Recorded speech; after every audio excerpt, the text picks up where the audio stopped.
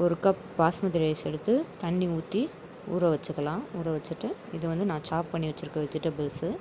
இது வந்து இஞ்சி, பூண்டு, புதினா, மல்லின்னு வந்து பேஸ்ட் பண்ணி வச்சுருக்கேன். இதை 1/2 கப் கர்ட் எடுத்து வச்சுருக்கேன். இது வந்து பிரியாணி தாளிக்கிறதுக்கான ஐட்டம்ஸ் எடுத்து வச்சுருக்கேன்.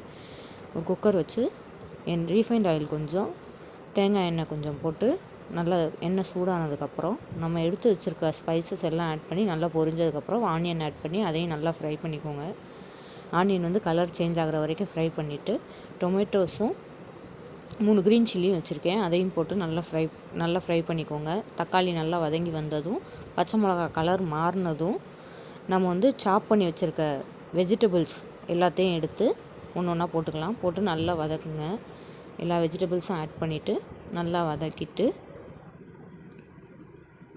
கொஞ்சம் நேரம் வதக்கிட்டு அதுக்கப்புறம் வந்து நம்ம பேஸ்ட் பண்ணி வச்சுருக்கிறத எல்லாத்தையும் ஆட் பண்ணிக்கலாம். ஆட் பண்ணி அதுவும் நல்லா ரா ஸ்மெல் போகிற வரைக்கும் நல்லா வதக்கிக்கலாம். ரா ஸ்மெல்லாம் நல்லா போனதுக்கப்புறம் கிட்னி பீன்ஸ் கொஞ்சம் எடுத்து வச்சுருந்தேன், அதையும் ஆட் பண்ணிக்கிறேன். அதையும் நல்லா வதக்கிட்டு இப்போ வந்து ஸ்பைசஸ் ஆட் பண்ணிக்கலாம். 1 ஸ்பூன் மிளகாத்தூள், 1 ஸ்பூன் மல்லித்தூள், 1 spoon chicken masala, 1/4 spoon garam masala add பண்ணியிருக்கேன். அதுவும் நல்லா ரா ஸ்மெல்லாம் போகிற வரைக்கும் நல்லா வதக்கிக்கோங்க.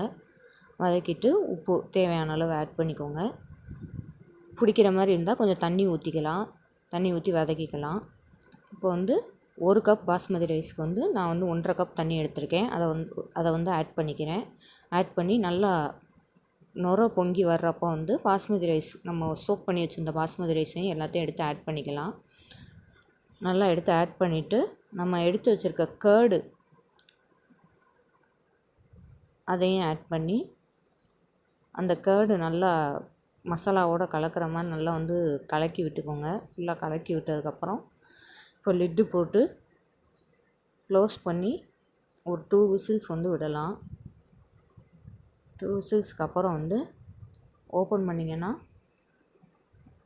வெஜ்ஜு புலாவ் வந்து ரெடி ஆகிடுச்சு. 1 ஸ்பூன் நெய் ஊற்றி நல்லா கலக்கி நல்லா கிண்டி விடுங்க. அடியெல்லாம் பிடிச்சிருக்காது. அடி பிடிக்காமல் நல்லா சூப்பராக வரும். நல்லா கிண்டி விட்டிங்கன்னா veg pulao ready. Thank you. Video பிடிச்சிருந்தா லைக், ஷேர் அண்ட் சப்ஸ்கிரைப்.